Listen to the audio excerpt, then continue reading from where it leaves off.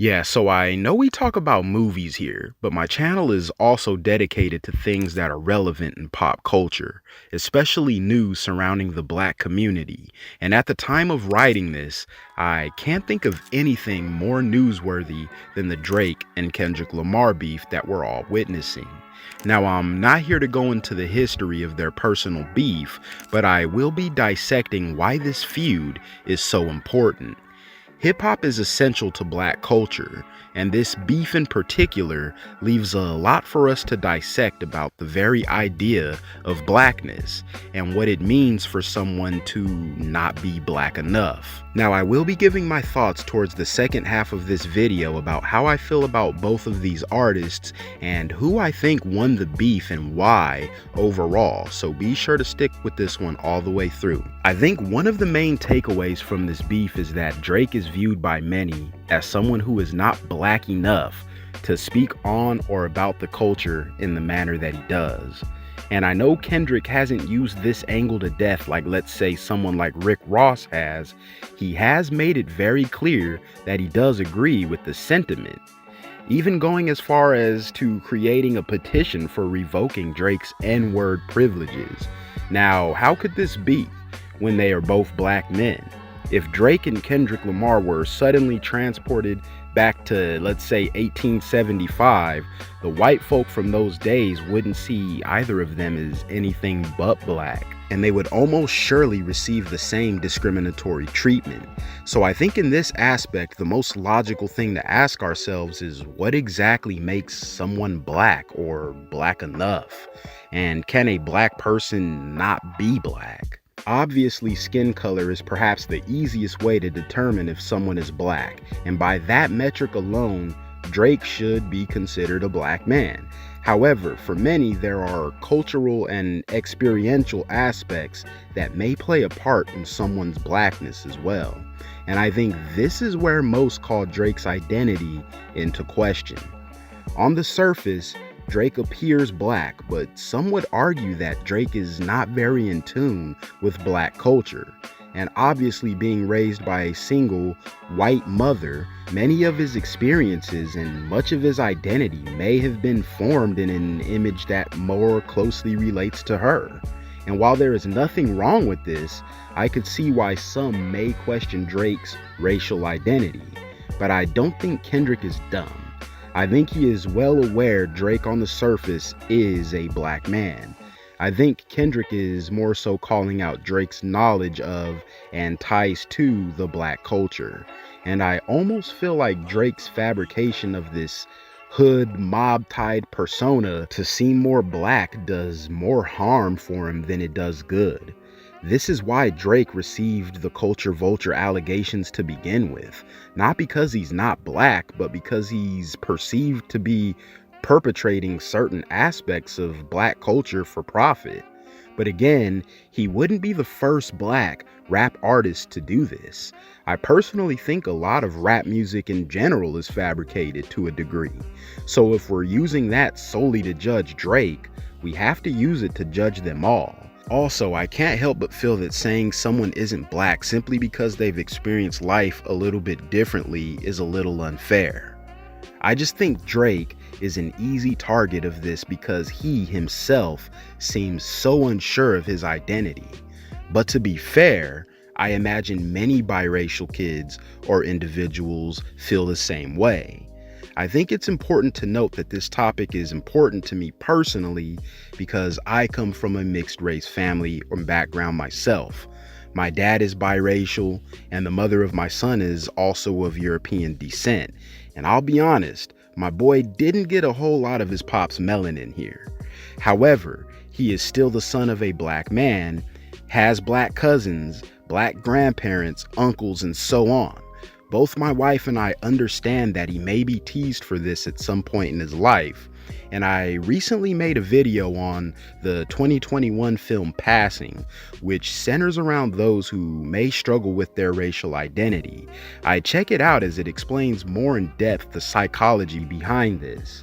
The link to that video should be appearing on the screen now. Anyway, I understand my son, like Drake, may experience some of this, but it's our job as his parents to raise him to be confident in who he is as a person. It's our jobs to make sure he's aware of his culture and where and who he comes from. And somewhere down the line, I think Drake struggled or struggles with this level of confidence.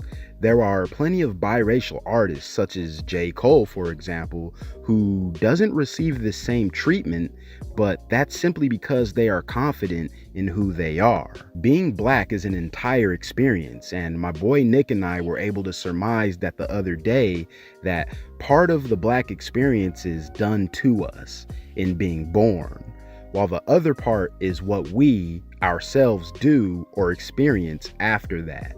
This brings us back to the question of, can a black person not be black? And by this logic, I'd have to say no. If you are considered black, even if it's partially, at birth, you are black in my eyes, regardless what you do or experience after birth. To put this into perspective, I would like to use someone like Candace Owens as an example. This is someone by who all accounts does not move as a black individual culturally or socially, and even politically. She openly shares views that directly oppose the advancement of the black community. She seems completely out of touch with, and at times even seems to despise, the black community.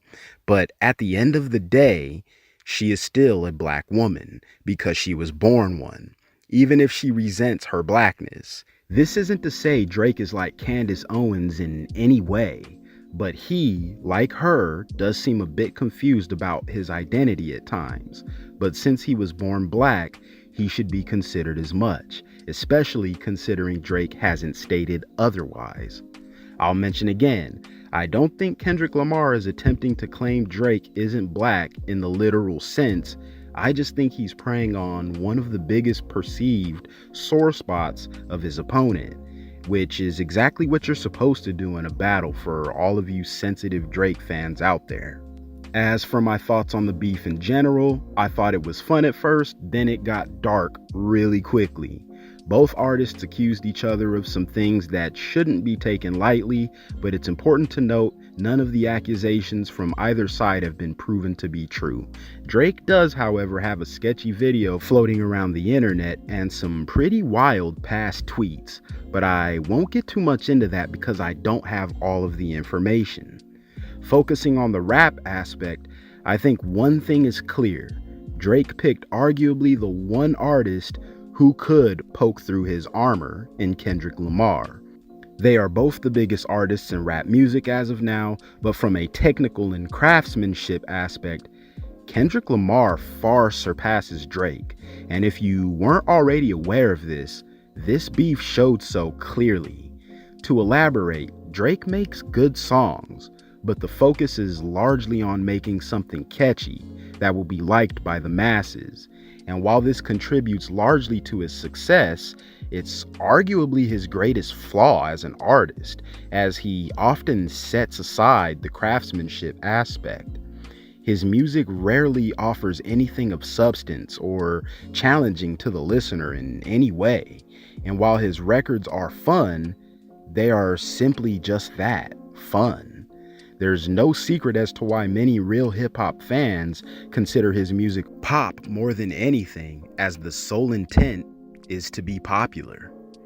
Lamar, on the other hand, being a true student of the craft, excelled in this beef because his diss tracks were crafted better. It's quite simple, actually. In a hip-hop beef, or any argument really, people care about the words, writing, and execution more than they care about dancing to it or it being catchy. And in terms of writing and execution, Kendrick will almost always have a huge advantage over Drake. Now, Kendrick Lamar may have received some criticism at first due to his diss tracks being considered less energetic or less catchy, but anyone really listening could tell they were stinging more. They were more meaningful and packing more of a punch psychologically than Drake's diss tracks were. This is often the case with Kendrick's music in general. Take, for example, his last album, Mr. Morale and the Big Steppers. This was an album that at first glance was almost too substantial even for someone like me who appreciates that.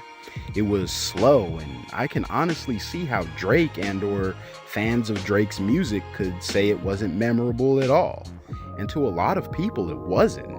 It was hard to digest, but not because it was bad, but because it was heavy. The topics and themes were. We live in a time in which rap music needs to sound a certain way to catch the ears of the masses, and Kendrick being this vulnerable and deep just may have not been the vibe some people were searching for in that moment. But with the passage of time, it's dawned on me and perhaps many others that Mr. Morale is one of the most important albums to come out in recent history.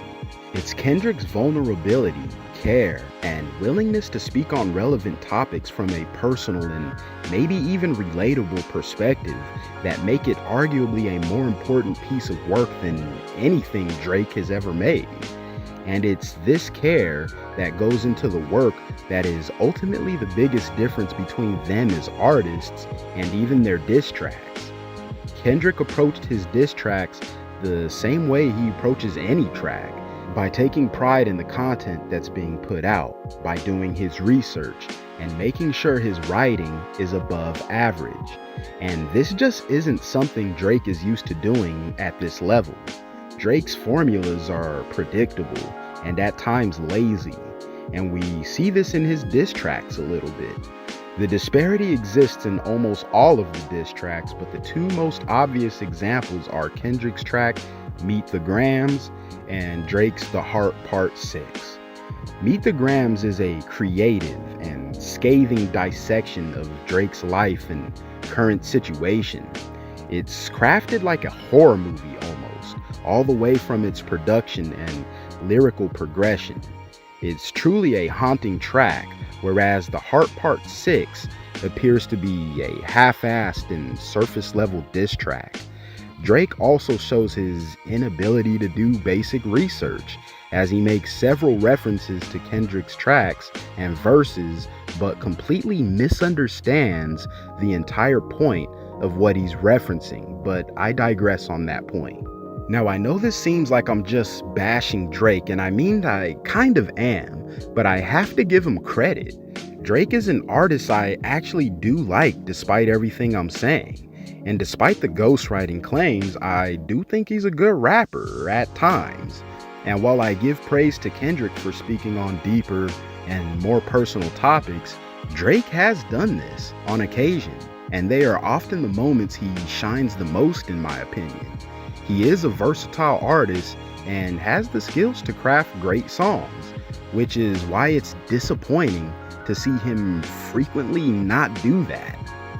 That being said, he did go toe-to-toe in the spirit of hip-hop with someone on his level from a popularity aspect, and his diss songs honestly weren't bad, and even for a while there had me wondering where Kendrick Lamar was or how he was even going to respond. And while his songs are very formulaic, they are very successful, just not so much in rap beef, and this is why Kendrick Lamar, in my opinion, not only won, but proved he's the greatest rapper of his current generation.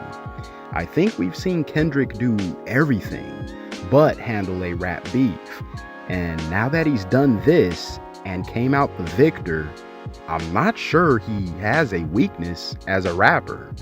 I do think Drake is a certified hitmaker though, and unless any of the accusations can be proven against him, I think his music could and should still be enjoyed by those who choose to listen to it. And I definitely don't think his racial identity should be a reason why we don't.